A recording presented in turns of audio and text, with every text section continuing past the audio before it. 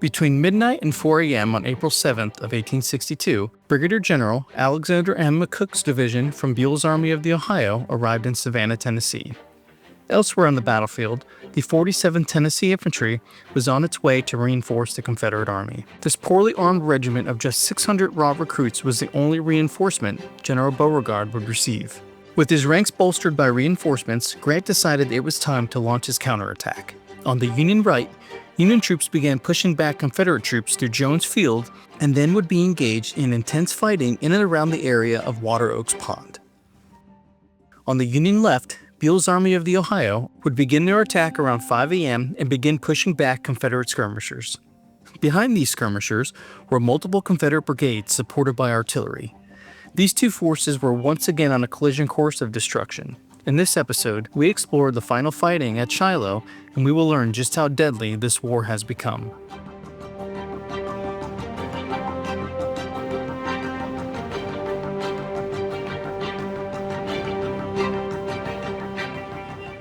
So we are in Wicker Field, and Major General William Newton's division arrived near Wicker Field around 8 a.m. on the morning of April 7th of 1862. And a brigade commanded by Colonel William Hazen would advance into Wicker Field here and begin encountering significant Confederate resistance here. So Hazen's brigade would essentially emerge from your right on the camera, and they'd be pushing into Wicker Field here, moving from right to left, advancing towards this direction here. Now, as Hazen's men were advancing in this direction, a 90-minute firefight would break out in and around this area. And at this time in the battle, there was no Union artillery brought up with the infantry until a battery under the command of Captain John Mendenhall from Crittenden's division was brought up. And Mendenhall would place his battery in this area at Wicker Field, and he would actually be exposed here. And this position actually became untenable for Mendenhall. His men were subjected to sniper fire from Confederate forces in that far wood line here. So shortly after unlimbering his guns, he would have to pull back to the other end of Wicker Field to the safety of the Union lines. So we have moved just south of Wicker Field now, and Hazen's brigade would continue pushing through this area here, and we are on Hazen's left flank. So his brigade would continue advancing in this direction here through the area that is now known as Bloody Pond, and they would continue pushing in this direction here, advancing over the very same ground that saw extreme heavy fighting on April 6th, and the Confederates were organizing a counterattack unbeknownst to the Union forces advancing in this area. So sometimes these battlefields can get a little confusing with all the markers and tablets and monuments. So right here is a Union battery. That is from the first day here near the Bloody Pond. That is from April 6th of 1862. Now you'll also see different shaped tablets. This one is from April 7th, which is the action we're covering here in this area. So anytime you see these square tablets, those usually represent the first day, and then these circular tablets represent a unit from the second day of the battle here. Death had put his sickle into this thicket, and fire had gleaned the field. Here lay bodies half buried in ashes. Their clothing was half burnt away, their hair and beard entirely. Some were swollen to double girth, others shriveled to mannequins. First Lieutenant Ambrose Bierce, 9th Indiana.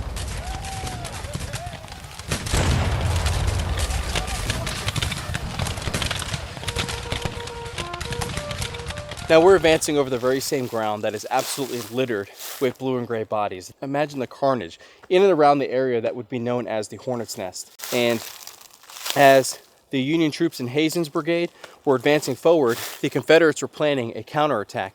Elements from Hardee's and Breckinridge's corps were launching a counterattack across Sarah Bell's cotton field and the Davis wheat field, and they would start angling towards Bloody Pond, right for our position.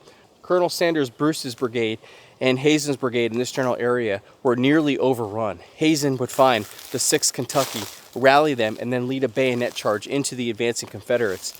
You had a Union battery belching canister into the woods here, and it is just utter chaos in and around this area. I can't describe it. The forest seemed all at once to flame up and disappear with a crash like that of a great wave upon the beach, the sickening spat of lead against flesh, and a dozen of my brave fellows tumbled over like 10 pins. Some struggled to their feet, only to go down again. Those who stood fired into the smoking brush and retired. We had expected at most a line of skirmishers. What we found was line of battle, holding its fire till it could count our teeth. First Lieutenant Ambrose Bierce, 9th Indiana.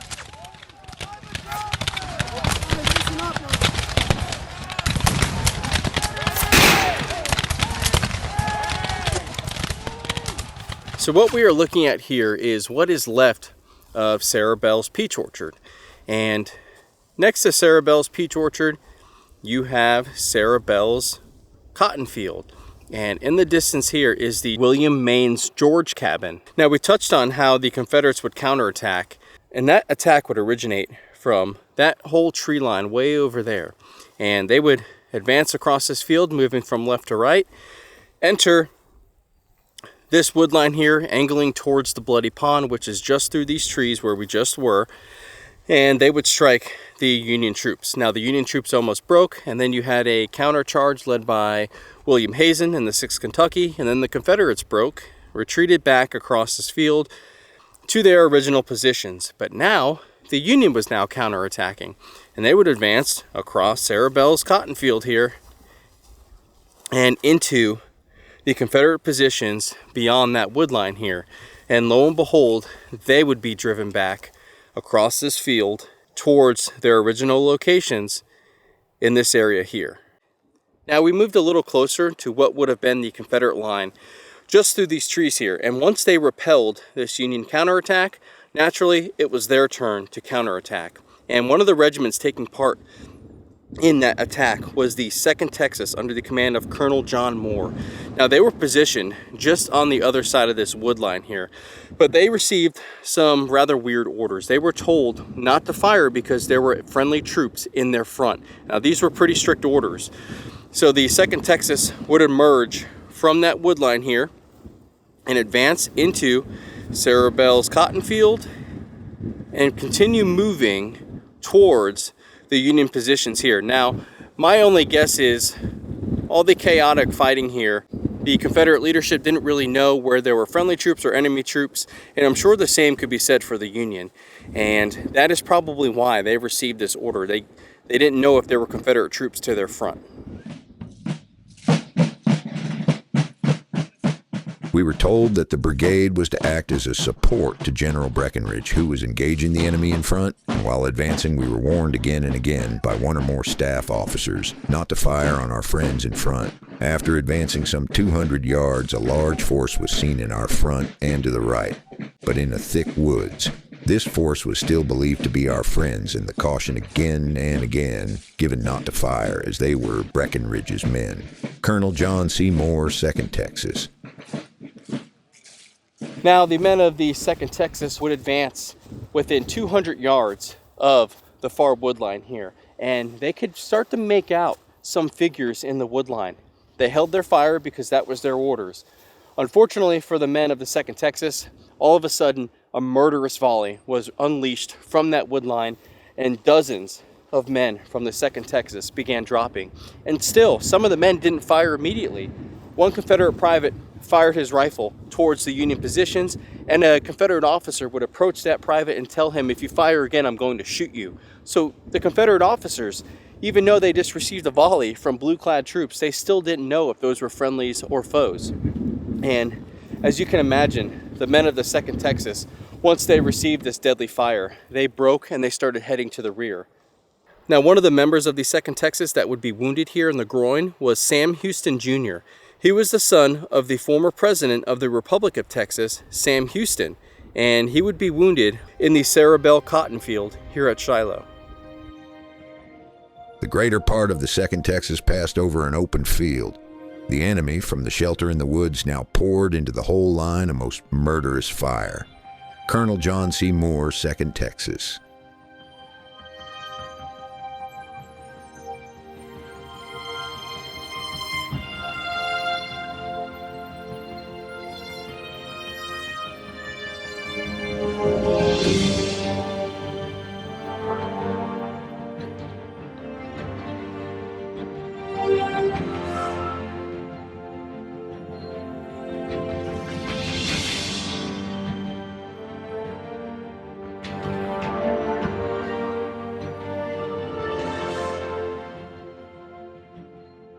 So we have moved to the area of Davis's wheat field here, and we are at the position of the Washington Artillery, commanded by Captain W. Urban Hodgson. And this Confederate battery here fired as many as 60 rounds throughout the fighting here.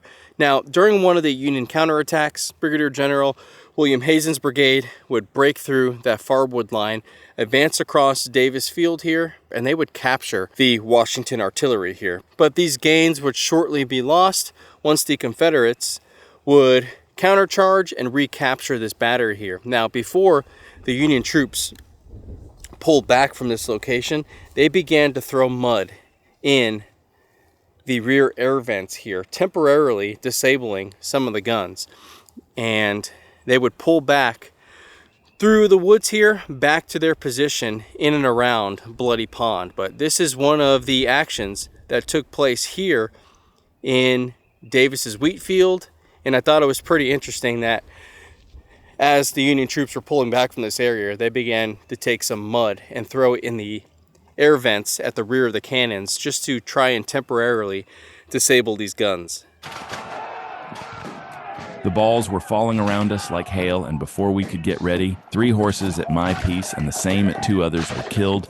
Our sergeant was killed, and Lieutenant Slocum wounded, and we had to run, leaving these 3 pieces on the field. Cannoneer John Pugh, Washington Artillery.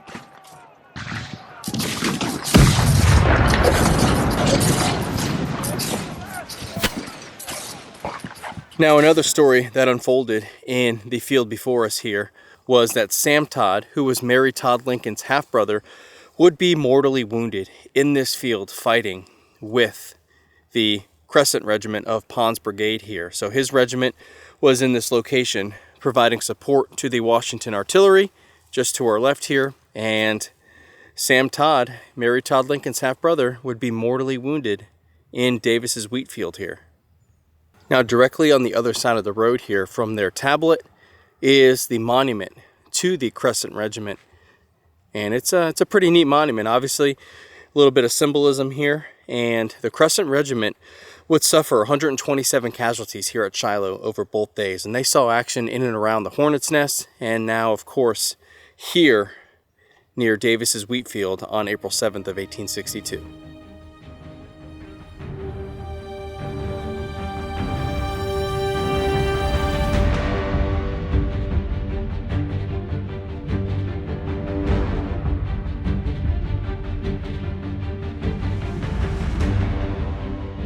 The Confederate troops held on as long as they could on April 7th. Beauregard had hoped that the arrival of 20,000 men under the command of Brigadier General Earl Van Dorn would change the battle momentum back in favor of the Confederates. But he would be notified that Van Dorn was still too far away, so preparations for a withdrawal to Corinth began at 1 p.m.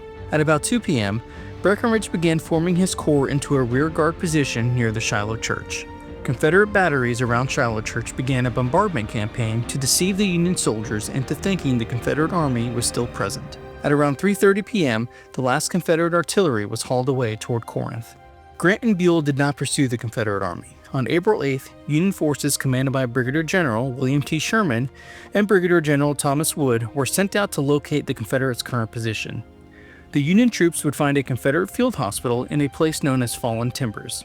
Union skirmishers would advance into nearly 350 Confederate cavalry under the command of Colonel Nathan Bedford Forrest.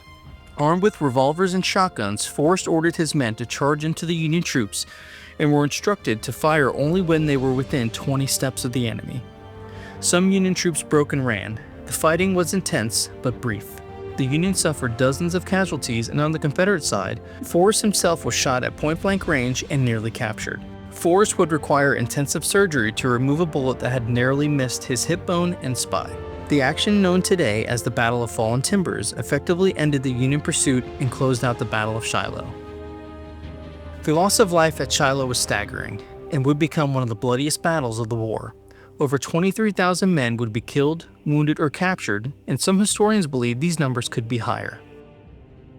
Shiloh produced more casualties than First Manassas, Wilson's Creek, and Pea Ridge combined. The public and even many within the military were shocked by the high number of casualties. It was obvious to both sides this war would not be a short conflict.